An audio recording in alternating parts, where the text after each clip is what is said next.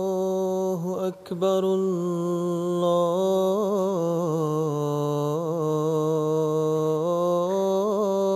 الله أكبر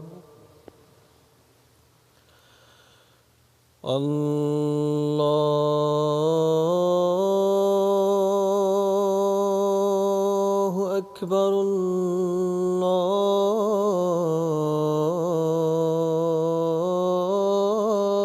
الله أكبر أشهد أن لا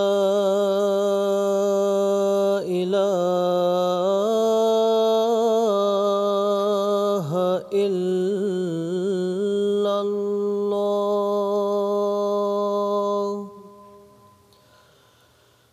أشهد أن لا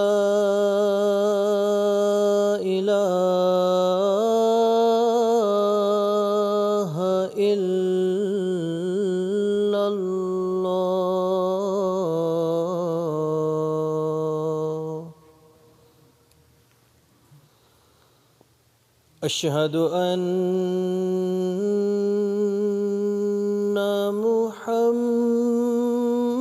محمدًا رسول الله أشهد أن محمدًا رسول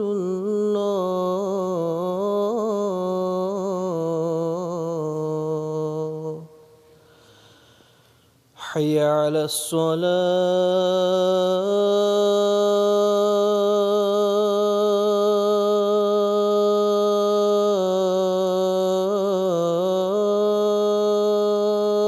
الصلاة حي على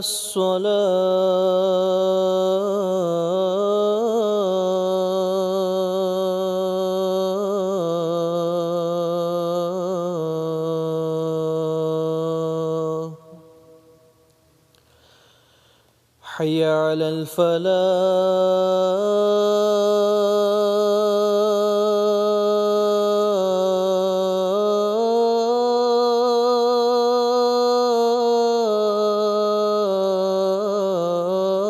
الفلاح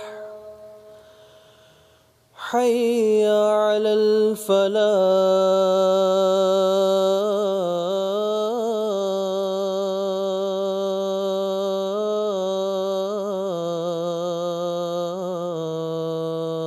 الفلاح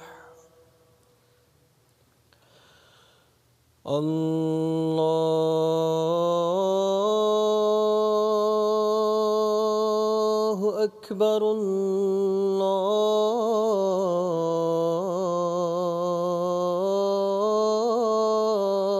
الله أكبر لا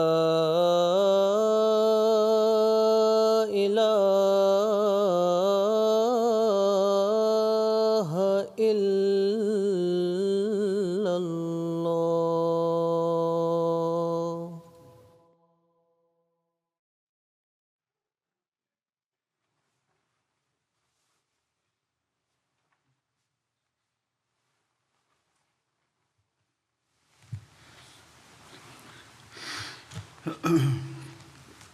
السلام عليكم ورحمة الله.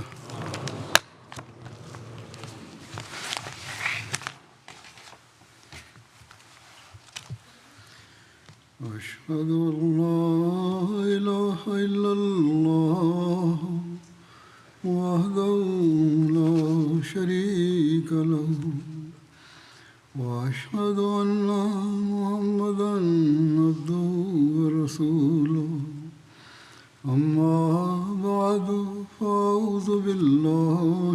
الشيطان الرجيم بسم الله الرحمن الرحيم الحمد لله رب العالمين الرحمن الرحيم مالك يوم الدين إياك نعبد وإياك نستعين اهدنا الصراط المستقيم صراط الذين أنعمت عليهم غير المغضوب عليهم ولا الضالين.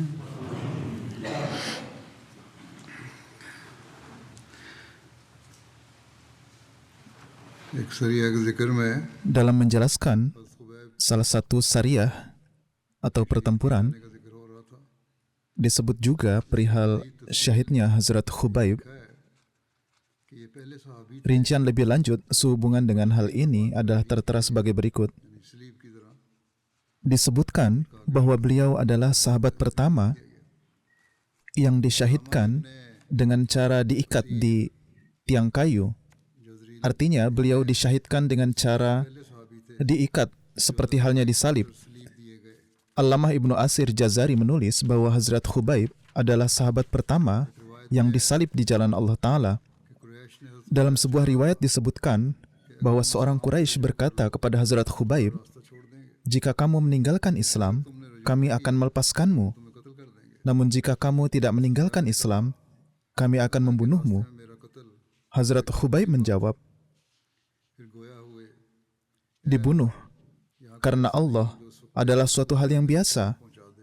Beliau kemudian berkata, "Wahai Allah, tidak ada seorang pun di sini yang dapat menyampaikan salamku kepada Rasul-Mu sallallahu alaihi wasallam.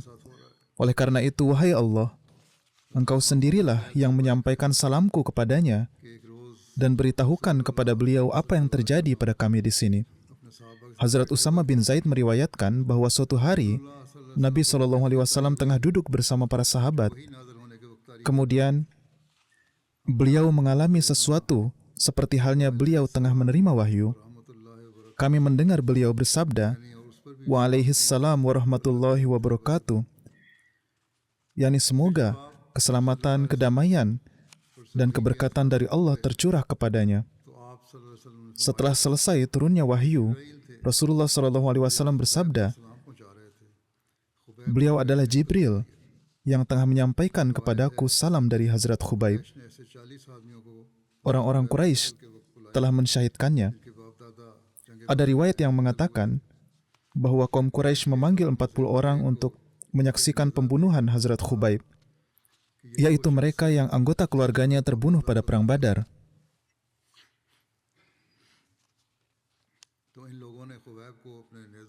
Masing-masing dari mereka diberi tombak dan diberitahu bahwa inilah orang yang membunuh ayah dan orang tua mereka.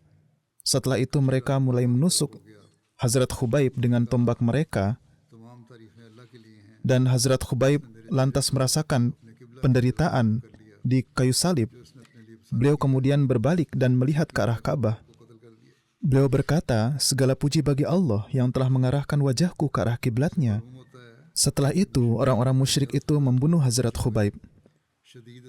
Dari sini kita mengetahui bahwa orang-orang musyrik pertama-tama melukai Hazrat Khubaib dengan tombak mereka dan menyiksa beliau dengan kejam dan kemudian mensyahidkan beliau. Dari riwayat Bukhari kita mengetahui bahwa ketika Hazrat Khubaib selesai membaca bait syair beliau, Uqbah bin Haris mendekatinya dan membunuh Hazrat Khubaib.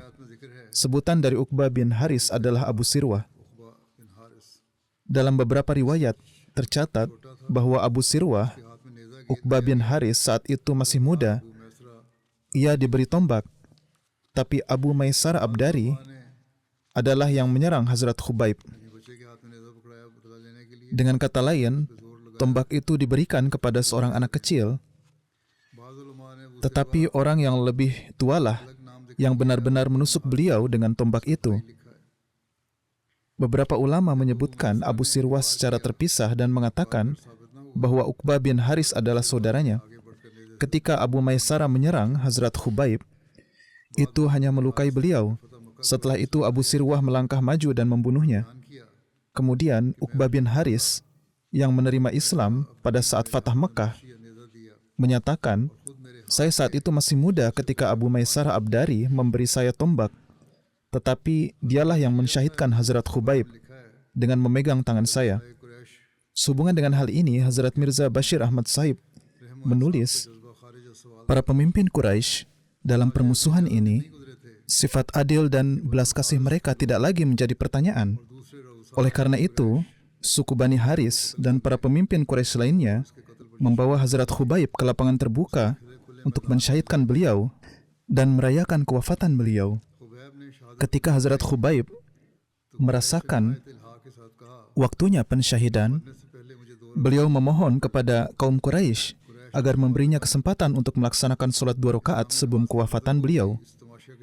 Kaum Quraisy yang mungkin ingin menjadikan ibadah ini sebagai bagian dari tontonan ini, mereka memberi beliau izin. Hazrat Khubaib melaksanakan sholat 2 rakaat dengan penuh khusyuk. Setelah menyelesaikan sholat, beliau berkata kepada orang-orang Quraisy, tadinya aku ingin memperpanjang sholatku lebih lama lagi. Tapi kemudian aku berpikir bahwa dengan begitu kalian akan beranggapan bahwa aku memperpanjang sholatku dengan bertujuan untuk menunda kematian. Hazrat Khubaib mencondongkan tubuh ke depan dan berkata, وَمَا أَنَا أُبَالِي حِينَ أَقْتُلُ مُسْلِمًا عَلَى أَيِّ شَكٍّ كَانَ لِلَّهِ مَصْرِعِي وَذَلِكَ فِي ذَاتِ الْإِلَهِ وَإِنْ يَشَاء يُبَارِكْ عَلَى أَوْصَالِ شِلْوٍ مُمَزَّعٍ. Yani ketika aku disyahidkan di jalan Islam sebagai seorang Muslim, aku tidak peduli pada sisi mana aku akan jatuh setelah syahid. Semua ini adalah demi Tuhan. Dan jika Tuhanku menghendaki, Dia akan memberkati semua anggota tubuhku yang terpenggal. Ketika kata-kata terakhir dari bait-bait ini masih bergema dari lidah Hazrat Khubaib, saat itu Uqbah bin Haris melangkah maju dan kekasih Rasulullah SAW ini terjatuh dengan debu. Dalam riwayat lain diriwayatkan bahwa orang-orang Quraisy mengikat Hazrat Khubaib di dahan pohon dan kemudian membunuh beliau dengan cara menusuknya berkali-kali dengan tombak. Hazrat Muslih Maud bersabda terkait hal ini, ketika hendak disyahidkan, Hazrat Khubaib meminta izin untuk sholat 2 rakaat. Orang-orang Quraisy mengizinkannya untuk melakukan sholat, dan dengan demikian Hazrat Khubaib melakukan sholat terakhir beliau di dunia ini di depan semua orang. Ketika beliau menyelesaikan sholat, beliau bersabda, tadinya saya ingin memperpanjang sholat saya lebih lama lagi, tetapi kemudian saya lekas mengakhirinya, agar kalian tidak beranggapan bahwa saya melakukannya karena takut akan kematian. Kemudian beliau menundukkan kepala dan membaca, walastu ubali hina aqtulu musliman ala ayyi janbin kana lillahi masri'i wa zalika fi zatil ilahi wa in yasha yubarik ala awsali shilwin mumazza'in. Yani ketika saya disyahidkan sebagai seorang muslim, saya tidaklah peduli di sisi mana saya akan jatuh setelah syahid. Semua ini adalah demi Tuhan. Dan jika Tuhanku menghendaki, Dia akan memberkati setiap bagian tubuhku yang terpenggal. Belum lagi Hazrat Khubaib menyelesaikan bait puisi beliau, saat itu pedang dari jallat menebas leher beliau, yang menyebabkan tubuh beliau jatuh. Hazrat Abu Hurairah meriwayatkan bahwa Hazrat Khubaib adalah sahabat pertama yang melakukan sholat 2 rakaat sebelum disyahidkan. Adalah doa Hazrat Khubaib perihal para penentang dan bagaimana nasib mereka sebagai akibat dari doa ini. Mengenai hal ini, Allamah Ibnu Hajar Asqalani, penulis syarah Bukhari, menulis berkaitan dengan Sariyah Raji. Beliau berdoa, Allahumma ahsim adadan. Wahai Allah, catatlah jumlah musuh-musuh ini agar Engkau sendiri dapat membalas dendam atas namaku. Dan dalam riwayat lain terdapat kata-kata tambahan, waqtulhum badadan wala tabki minhum ahada. Dan habisilah mereka masing-masing satu demi satu, dan jangan sampai ada satupun yang tersisa. Ketika Hazrat Khubaib berdiri di atas kayu pada saat beliau disyahidkan, beliau memanjatkan doa tersebut. Seorang musyrik mendengar doa ini. Hazrat Khubaib berkata, Allahumma asim adadan, waqtulhum badadan. Wahai Allah, catatlah jumlah musuh ini dan habisilah mereka satu demi satu. Ia pun berbaring di tanah karena takut. Mereka mengatakan bahwa belum 1 tahun berlalu, setiap orang yang terlibat dalam pensyahidan Hazrat Khubaib terbunuh. Bagaimanapun, hal ini tidak terbukti dari sumber manapun bahwa semua orang di sana terbunuh dalam waktu 1 tahun. Memang bisa dikatakan bahwa sebagian besar dari mereka telah mati, entah mereka mati pada saat Fatah Makkah terjadi, di mana sebagian besar dari mereka pun masuk Islam. Oleh karena itu, doa Hazrat Khubaib telah dikabulkan, di mana sebagiannya mendapatkan neraka bagi dirinya sendiri, sementara sebagian lainnya telah dibimbing ke dalam Islam. Mengenai hal ini, seorang sejarawan menulis bahwa orang-orang kafir saat itu merasa ketakutan ketika mendengar doa untuk kehancuran yang dipanjatkan oleh Hazrat Khubaib ini. Mereka yakin bahwa doa Hazrat Khubaib tidak akan sia-sia. Haris bin Barsah ada di sana dan saat itu belum masuk Islam. Beliau menceritakan, segera setelah saya mendengar doa Hazrat Khubaib, saya menjadi yakin bahwa doa buruk ini tidak akan membiarkan satupun dari mereka hidup. Oleh karena itu, setelah mendengar doa buruk ini, orang-orang kafir yang hadir saat itu menutup telinga dan lari. Beberapa dari mereka mulai bersembunyi di belakang satu sama lain untuk menyelamatkan diri dari dampak doa buruk ini. Beberapa dari mereka mulai bersembunyi di antara pepohonan, sementara yang lain berbaring di tanah. Mereka percaya bahwa mereka akan tetap aman dari doanya dengan cara ini. Menurut adat mereka, diketahui bahwa jika seseorang mendoakan buruk orang lain, dan orang yang didoakan berbaring miring, maka hal ini dapat menangkal pengaruh doa buruk tersebut. Hazrat Muawiyah bin Abi Sufyan meriwayatkan sebuah kejadian sebelum dia dan ayahnya masuk Islam dengan mengatakan, seperti orang lain, saya juga pergi ke tempat itu bersama ayah saya melihat ayah saya menjadi sangat takut akan doa buruk Hazrat Khubaib, sehingga ia menarikku dengan kuat ke tanah dan aku jatuh terlentang. Saya terluka karena terjatuh, sehingga untuk waktu yang lama saya terus menderita karena rasa sakit tersebut. Hawaitib bin Abdul Uzzah yang masuk Islam pada tahun Fatah Makkah mengatakan bahwa begitu saya mendengar doa buruk Hazrat Khubaib, saya segera menutup telinga dengan jari saya dan melarikan diri. Saya takut suaranya akan masuk ke telinga saya. Hakim bin Hizam meriwayatkan, karena takut kepada doa buruk dari Hazrat Khubaib, saya pun bersembunyi di balik pepohonan. Jubair bin Mut'im berkata, saya tidak memiliki kekuatan lagi saat mendengar doa buruk dari Hazrat Khubaib. Saya takut dan bersembunyi di belakang orang lain. Nofal bin Muawiyah Daili, yang kemudian menjadi Muslim pada saat Fatah Makkah, berkata, saya ada pada hari Khubaib memanjatkan doa keburukan ini. Saya yakin dengan sepenuh hati bahwa karena doa beliau, tidak ada seorang pun yang ada di sana yang akan tetap hidup. Saya saat itu tengah berdiri, tetapi menjadi ketakutan karena doa beliau, dan saya terjatuh ke tanah. Terjadi keramaian di kalangan kaum Quraisy mengenai doa beliau ini. Saya takut terhadap doa keburukan dari Hazrat Khubaib masih melekat pada diri mereka hingga sebulan, atau bahkan lebih lama, dan mereka menyebut berbagai hal mengenai doa ini. Ada riwayat lain bahwa Sa'id bin Amir juga ikut menyaksikan peristiwa pensyahidan ini, dan kemudian menjadi Muslim. Dan sampai masa khilafat Hazrat Umar, perasaan beliau sedemikian rupa bergejolak, kapanpun mengingat kejadian Hazrat Khubaib, hingga beliau pun dapat pingsan karenanya. Mengenai Sa'id bin Amir yang baru saja disebutkan, tertera bahwa pada masa khilafat Hazrat Umar, beliau diangkat sebagai gubernur di suatu wilayah Syam. Namun pada beberapa kesempatan, beliau tiba-tiba pingsan saat berada di tengah-tengah orang. Beberapa orang melaporkan kepada Hazrat Umar bahwa sosok yang Anda tunjuk untuk memimpin kami terus sakit. Suatu saat ketika Hazrat Sa'id datang menemui Hazrat Umar, beliau bertanya, "Wahai Sa'id, apakah Anda sakit?" Mengenai hal ini, Hazrat Sa'id berkata, "Wahai Amirul Mukminin, saya tidak mempunyai penyakit apapun. Hanya saja ketika Hazrat Khubaib disyahidkan, saya termasuk di antara mereka yang hadir di sana. Dan sekarang, kapanpun saya mengingat doa yang dipanjatkan Hazrat Khubaib, saya pingsan karena takut." Ada yang menyebutkan bahwa Rasulullah SAW mengirimkan utusan untuk mengambil jenazah Hazrat Khubaib dari tiang kayu. Tertera dalam riwayat bahwa kaum Quraisy menempatkan 40 orang untuk melindungi penyaliban, yaitu agar jenazah tetap disalib dan membusuk di sana, atau mungkin agar mereka tetap melakukan balas dendam. Rasulullah SAW mengutus Hazrat Mikdad dan Hazrat Zubair bin Awam menuju Mekah untuk mengangkat jenazah Hazrat Khubaib dari penyaliban. Rasulullah SAW mendapat berita tentang hal ini.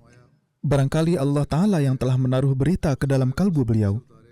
Oleh karena itu, menurut salah satu riwayat, Rasulullah SAW bersabda, siapa di antara kalian yang akan pergi dan mengangkat Khubaib dari salib, maka baginya ada surga. Hazrat Zubair bin Awam berkata, wahai Rasulullah, saya dan rekan saya Mikdad bin Aswad akan melakukan hal ini.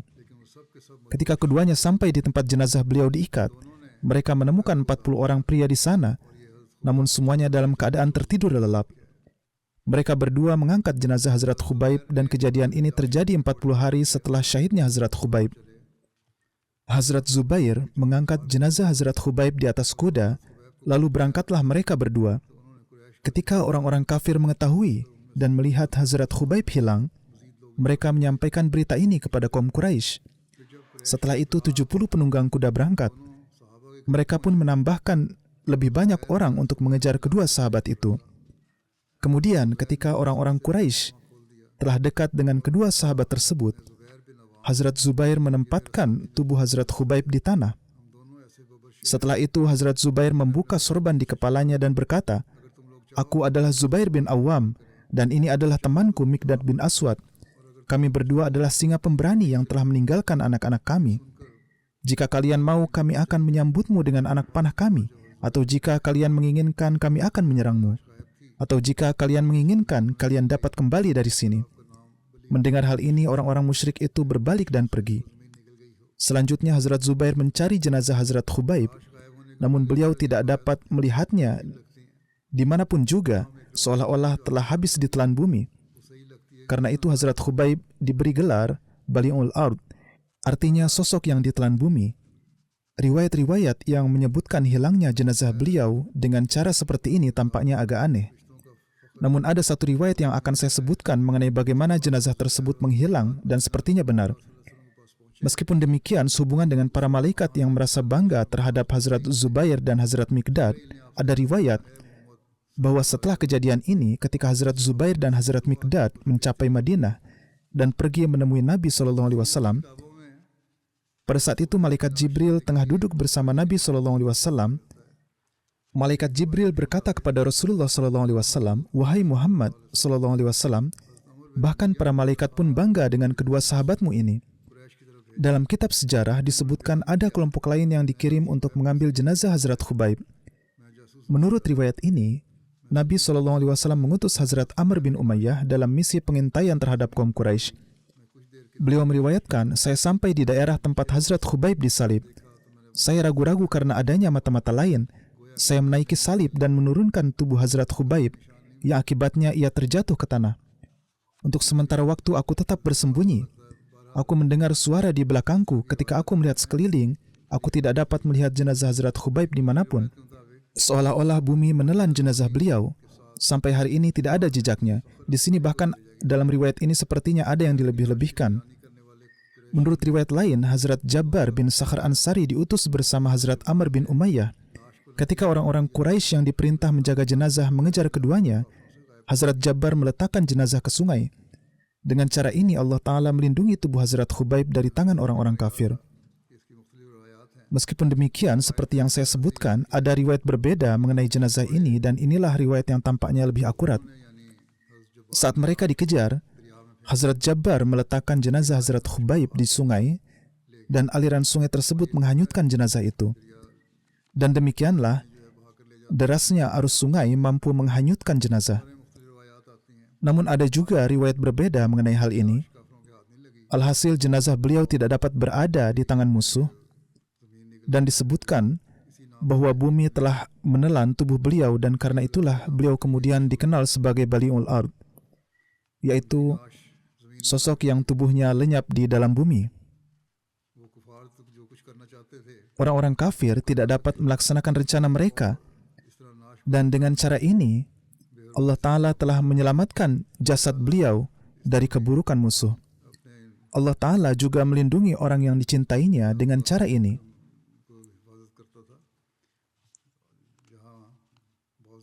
Dan masih banyak peristiwa-peristiwa lain di mana Allah Ta'ala melindungi jasad muslim lainnya. Terakhir, saya juga menyampaikan satu riwayat di mana jenazah sahabat dilindungi oleh lebah madu dan serangga, dan jenazahnya tidak dihinakan. Alhasil mereka adalah orang-orang yang mencintai Allah Ta'ala dan rela berkorban demi Allah Ta'ala. Allah Ta'ala pada akhirnya memberi mereka kehormatan besar dan kemudian melindungi tubuh mereka setelah kewafatan mereka. Catatan mengenai syariah berakhir di sini. Saya terus-menerus mengingatkan para Ahmadi untuk terus berdoa. Berdoalah secara khusus untuk warga Palestina karena keadaannya sudah melampaui batas. Amerika Serikat sebelumnya mengatakan bahwa memasuki Rafah adalah red line atau garis merah mereka. Namun kini mereka mengatakan bahwa hal ini bukan yang dimaksud. Dan kini tidak ada yang mengetahui kriteria apa yang mereka miliki untuk garis merah itu. Berapa banyak lagi orang yang akan dibunuh agar mereka dapat melakukan tindakan sekehendak mereka. Semoga Allah Ta'ala melindungi dunia dari orang-orang yang zalim dan juga melindungi warga Palestina. Demikian pula doakan rakyat Sudan di mana mereka tengah membunuh rakyat mereka sendiri dan orang Islam membunuh orang Islam lainnya. Semoga Allah Ta'ala memberikan pemahaman kepada mereka dan semoga mereka diselamatkan dari cengkeraman Allah Ta'ala. Dan semoga sebagai umat Islam, mereka benar-benar mengamalkan perintah-perintah Allah Ta'ala. Berdoalah bagi mereka, para Ahmadi yang masih dipenjara di Yaman. Semoga Allah Ta'ala menyediakan sarana untuk pembebasan mereka. Doakan juga para Ahmadi di Pakistan, karena keadaan di sana selalu rawan. Kini menjelang Idul Adha, para ulama mulai menggencarkan upayanya menghasut orang-orang. Semoga Allah Ta'ala melindungi seluruh Ahmadi dari segala bentuk kezaliman dan memberikan sarana agar para Ahmadi yang dipenjara dapat segera dibebaskan. Seusai sholat Jumat, saya akan memimpin sholat jenazah gaib.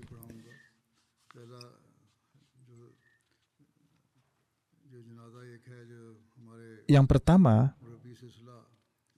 adalah untuk mubalik kita, Tuan Chaudhry Munir Ahmad Sahib, yang berkhidmat sebagai Direktur MTA Internasional Teleport di Amerika Serikat.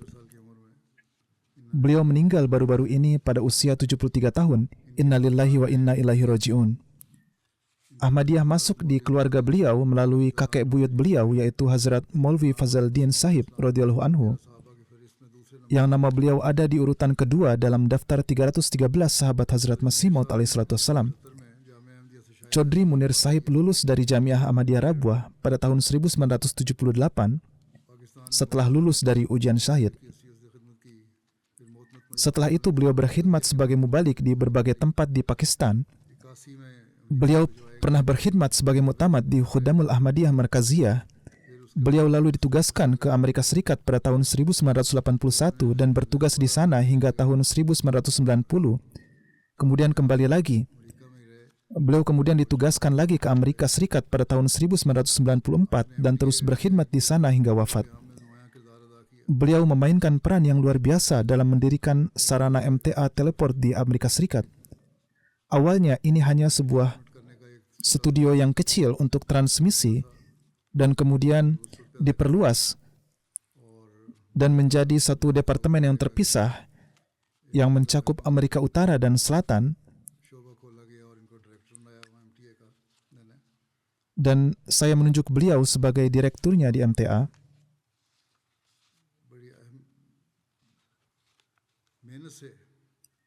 Beliau berkhidmat dengan penuh kerja keras dan ketekunan yang luar biasa.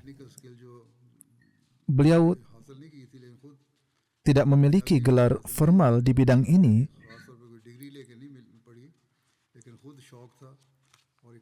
tetapi melalui keinginan yang kuat dalam bidang ini, beliau dapat memperoleh keterampilan teknis untuk hal ini dan beliau dapat mengoperasikan alat teleportasi ini dengan sangat baik. Dan dari segi teknis, beliau dapat memaksimalkannya ke tingkat yang lebih tinggi.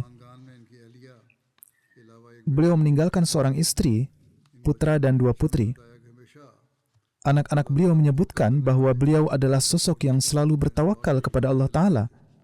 dan akan memusatkan perhatian pada doa di saat-saat yang sulit. Beliau selalu berkata bahwa seseorang harus memanfaatkan semua sarana yang tersedia dan kemudian bertawakallah kepada Allah Ta'ala. Keramah tamahan adalah sifat beliau yang luar biasa. Rumah beliau akan selalu terbuka untuk para tamu. Beliau selalu menasihati anak-anak beliau untuk tetap teguh pada khilafat. Beliau mengerahkan semua kemampuan saat bertugas di MTA. Kenyataannya, anak-anak beliau menyebutkan bahwa ketika beliau sakit dalam jangka waktu yang lama dan akan dirawat di rumah sakit untuk beberapa kali, beliau tetap melakukan pekerjaan MTA dari sana juga. Beliau adalah teladan bagi para wakaf zindagi. Tuan Mirza Maghfur Ahmad Sahib, Amir Jemaat Amerika Serikat menulis, beliau tidak hanya bekerja dengan usaha dan perhatian yang besar untuk kemajuan departemen beliau sendiri, namun beliau selalu siap memberikan waktunya dan membagi ilmunya untuk kegiatan-kegiatan jemaat lainnya. Dalam berbagai kegiatan jemaat, beliau dengan senang hati membantu saya dengan penuh perhatian. Jika beliau memiliki pengetahuan apapun yang bermanfaat bagi jemaat, beliau akan segera menghubungi pengurus jemaat dan menarik perhatian terhadap hal tersebut. Penghormatan beliau terhadap nizam jemaat dan pentingnya hal ini jelas terlihat melalui kata-kata dan perbuatan beliau. Beliau sangat taat dan setia pada khilafat dan selalu siap untuk memahami dan mengamalkan perintah khilafat. Tuan Amir lebih lanjut mengatakan, saya selalu melihat beliau berusaha semaksimal mungkin untuk memenuhi keinginan dan harapan Hazrat Khalifatul Masih. Tuan Amir Jemaat Burkina Faso yang juga merupakan kerabat beliau mengatakan, ada sebuah kejadian yang terkenal di masa kecilnya. Beliau baru berusia beberapa bulan dan jatuh sakit yang cukup parah dan sepertinya beliau berada di saat-saat terakhir. Saat itu Maulana Ghulam Rasul Rajiki juga ada di daerah yang sama. Dalam keadaan sakitnya, ibunya dengan cemas membawa beliau menemui Maulwi Sahib dan sambil menangis menempatkannya di pangkuan Maulwi Sahib sambil berkata, Maulwi Sahib, anak ini akan meninggal. Maulwi Sahib mengangkat beliau dan berkata, dia akan membaik dan Anda harus menyerahkan hidupnya untuk agama. Dengan cara ini, beliau telah diserahkan untuk mengkhidmati agama sejak usia kecil. Ibunya bersumpah saat ini untuk menyerahkan hidupnya demi agama. Beliau juga mengatakan bahwa Mir Sahib menasihatinya untuk membaca surah Al-Fatihah pada saat upacara, karena beliau tidak begitu baik dalam pelajaran, sehingga beliau pun selalu membacakannya. Hampir setiap orang yang menulis menyebutkan sifat-sifat yang sama yang dimilikinya. Tuan Syamsad Nasir Sahib, seorang mubalik, menulis, beliau sepenuhnya mematuhi setiap perintah yang diberikan oleh khalifah. Meski sudah lama sakit, beliau tidak pernah memberitahu semua orang tentang penyakitnya. Dan beliau juga tidak menunjukkan bahwa beliau tengah sakit. Beliau hanya fokus pada pekerjaan dan menyerahkan dirinya untuk itu dengan penuh semangat. Beliau memiliki berbagai keahlian. Beliau mempelajari semuanya dengan sangat rinci dan juga akan membimbing mubalik lainnya. Beliau adalah seorang organisator yang luar biasa dan memperlakukan rekan kerja beliau dengan sangat baik. Beliau adalah tuan rumah yang luar biasa. Jadi bukan hanya anak-anaknya tetapi orang lain juga mengetahui sifat-sifat beliau ini. Beliau dikenal menyapa semua orang dengan senyuman. Beliau memiliki sifat yang sangat tenang. Namun beliau juga adalah seorang pekerja keras. Allah Ta'ala telah menganugerahkan beliau dengan otak yang luar biasa berbakat. Beliau adalah seorang mubalik ketika Hazrat Khalifatul Masih Rabi rahimahullah menunjuk beliau ke Earth Station atau stasiun bumi MTA. Beliau meneliti segalanya secara menyeluruh dan kemudian membawanya ke berbagai keberhasilan. Ketika kami berniat memulai untuk memasang parabola baru untuk menyiarkan program MTA ke seluruh Amerika, kami harus mendapatkan izin dari departemen terkait. Seorang inspektur datang untuk evaluasi, dan ia tidak memberikan izin dengan menolak menandatangani form pernyataan. Beliau, yaitu Chaudhry Munir Sahib, kemudian menulis kepada saya tentang hal ini. Saya mengatakan kepadanya untuk terus berusaha dan semoga Allah Ta'ala menolong. Setelah beberapa waktu, datanglah inspektur lain yang berasal dari Ghana. Ketika ia mendengar nama jemaat, ia mengatakan bahwa ia pernah belajar di sekolah milik jemaat Ahmadiyah. Ia menandatangani surat saat itu dan memberikan persetujuannya. Ini adalah contoh pertolongan luar biasa dari Allah Ta'ala. Melalui usaha dan doa, Allah Ta'ala pun memberikan kemudahan pada tugas ini.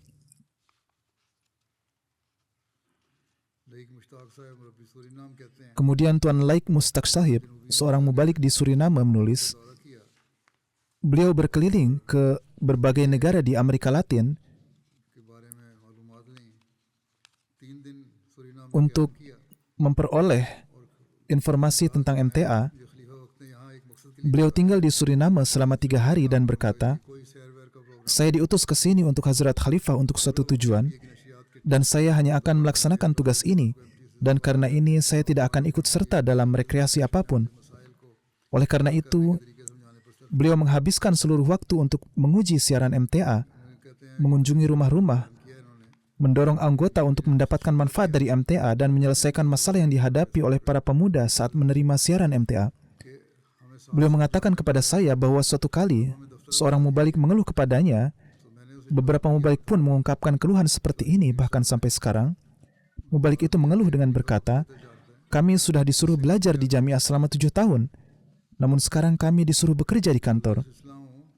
Tuan Chaudhry Munir Sahib mengatakan bahwa beliau menjawab, "Khalifah lebih mengetahui pengkhidmatan apa yang dibutuhkan bagi seseorang. Saya juga seorang mubalik, namun di bawah perintah Hazrat Khalifah, saya telah bekerja di MTA teleportasi selama 15 tahun terakhir. Saya memiliki palu dan peralatan di tangan saya, dan saya juga melakukan pekerjaan teknis. Jika saya diberitahu oleh Hazrat Khalifah untuk menyapu jalan, maka saya akan melakukannya dengan sepenuh hati dan menganggap diri saya seorang petugas sapu."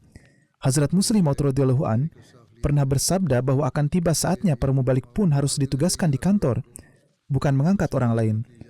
Oleh karena itu, setiap mubalik hendaknya tidak memikirkan corak pekerjaan yang diamanatkan kepada mereka. Mereka dapat diminta untuk melakukan tugas apapun. Beruntunglah mereka yang telah belajar di jamiah dan memperoleh ilmu agama. Mereka harus terus memanfaatkan ilmu agama itu. Ghalib Khan yang menjabat sebagai kepala MTA Studio di Amerika Serikat menulis, "Beliau selalu berusaha menyelesaikan setiap tugas beliau. Beliau mencatat segalanya, termasuk pengaturan waktu staf. Beliau mengawasi tempat kerja beliau dan menjaga kebersihannya sendiri. Beliau selalu fokus pada bagaimana dapat terus meningkatkan manajemen. Beliau juga memperlakukan rekan kerja beliau dengan baik. Beliau adalah manajer yang luar biasa dan memiliki tekad dan keyakinan yang kuat." Mirza Muhammad Afzal Sahib menulis, "Saya mengenal beliau selama 56 tahun. Kami datang ke Amerika Serikat bersama-sama. Beliau benar-benar mengabdi pada khilafat. Pada tahun 1974, beliau juga pernah dipenjara. Beliau sosok yang penuh dengan ketulusan dan pengabdian. Beliau memberikan pengkhidmatan dengan kecintaan dan semangat. Beliau sangat organisir dalam pekerjaan.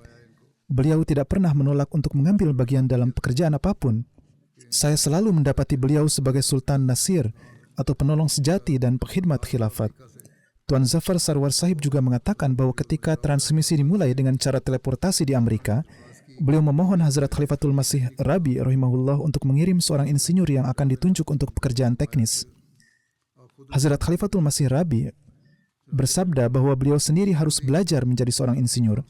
Oleh karena itu, beliau belajar bagaimana melakukan pekerjaan itu secara otodidak dan kemudian memperoleh keahlian yang dibutuhkan. Dan beliau melakukan semua pekerjaan dengan penuh percaya diri.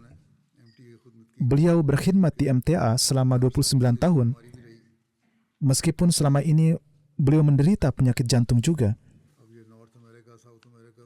Berkat usaha beliau, setiap orang dapat menonton program MTA dengan mudah di seluruh Amerika, baik di utara maupun selatan. Dr. Hamidur Rahman Sahib dari Los Angeles, Amerika Serikat, menulis bahwa pada tahun 1993 beliau ditugaskan di Los Angeles dan beliau membantu dalam membeli tanah di Chino dan kemudian segera mencoba membangun sebuah masjid. Beliau adalah sosok yang sangat berani dan menaruh kepercayaan sepenuhnya kepada Allah. Beliau pergi ke kantor wali kota Chino untuk memperkenalkan jemaat. Usai memberikan perkenalan, beliau berbicara tentang pembangunan masjid di Chino. Wali kota segera menjawab bahwa sebuah masjid tidak akan dibangun di sana dan dengan sangat marah berkata, "Lalui mayat saya." Mendengar hal ini, Chaudhry Sahib berdiri dengan semangat yang luar biasa dan berkata, "Pak Wali Kota, masjid ini adalah tempat beribadah kepada Allah Ta'ala dan ini pasti akan dibangun." Oleh karena itu, dengan karunia Allah, sebuah masjid pun telah dibangun di sana dan wali kota itu pun datang dan meminta maaf.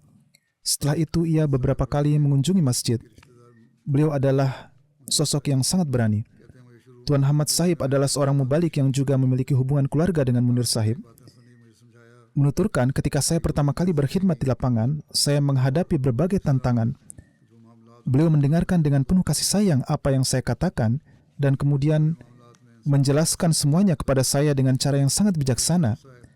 Dengan cara ini, masalah atau kesulitan apapun kini telah saya selesaikan dengan sendirinya. Saya meminta nasihat beliau dalam banyak hal. Tuan Muniruddin Syam Sahib, Direktur MTA, mengatakan, beliau mengatur sistem teleportasi dengan sangat baik. Salah satu sifat istimewa Chaudhry Munir Sahib adalah beliau selalu berusaha untuk berkomunikasi dalam setiap permasalahan dan selalu berusaha menghemat dana jemaat. Beliau hanya akan membeli alat-alat yang benar-benar diperlukan. Ikatan ketulusan dan kesetiaan yang luar biasa dengan khilafat terlihat jelas melalui segala tindakan dan perkataan beliau. Beliau akan selalu berusaha untuk menaati setiap kata-kata khalifah hingga ke setiap kata-katanya. Meskipun beliau adalah Direktur MTA Teleport, tapi beliau tidak memiliki keinginan apapun untuk diri beliau sendiri, yaitu tidak ada kesombongan dalam diri beliau, karena hal ini dan hal itu tercapai karena beliau. Saya pun melihat sendiri bagaimana kerendah hatian beliau dan bagaimana beliau menunaikan wakaf beliau dengan penuh keikhlasan dan tanpa pamrih, dan berupaya memastikan agar MTA sampai ke semua benua Amerika. Beliau memberikan saran yang sangat bagus juga berdasarkan apapun yang menurut beliau akurat. Beliau juga kerap menulis surat kepada saya. Beliau tidak pernah ingin menjadi pusat perhatian.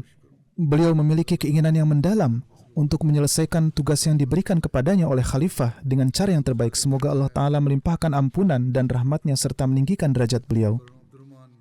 Jenazah yang kedua adalah Tuan Abdul Rahman Kati Sahib dari Ilanur, Kerala, yang juga baru saja wafat beberapa hari yang lalu. Inna lillahi wa inna ilaihi roji'un. Dengan karunia Allah Ta'ala, beliau adalah seorang musi.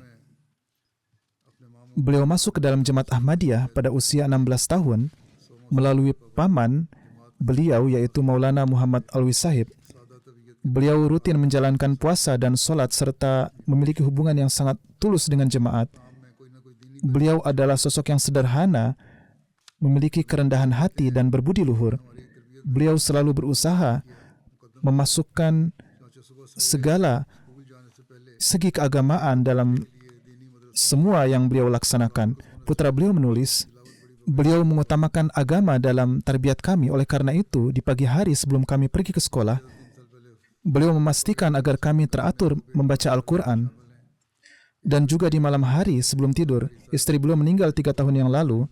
Beliau meninggalkan 2 putri dan 4 putra. Salah satu putra beliau adalah Tuan Syamsuddin Malabari Sahib yang kini bertugas sebagai mubalik di Kababir dan tidak dapat menghadiri pemakaman karena tengah berkhidmat di lapangan. Semoga Allah Ta'ala memberikan kesabaran dan ketabahan. Semoga Allah Ta'ala meninggikan derajat almarhum dan memberi magfirat dan rahmat kepada beliau. Alhamdulillah, alhamdulillah, nahmaduhu wa nasta'inuhu wa nastaghfiruhu wa nu'minu bihi wa natawakkalu alayhi wa na'udzu billahi min shururi anfusina ومن سيئات أعمالنا من يهده الله فلا مضل له ومن يضلل فلا هادي له ونشهد أن لا إله إلا الله ونشهد أن محمدا عبده ورسوله عباد الله رحمكم الله إن الله يأمر بالعدل والإحسان وإيتاء ذي القربى وينهى عن الفحشاء والمنكر والبغي يعظكم لعلكم تذكرون اذكروا الله يذكركم وادعوه يستجب لكم ولذكر الله أكبر.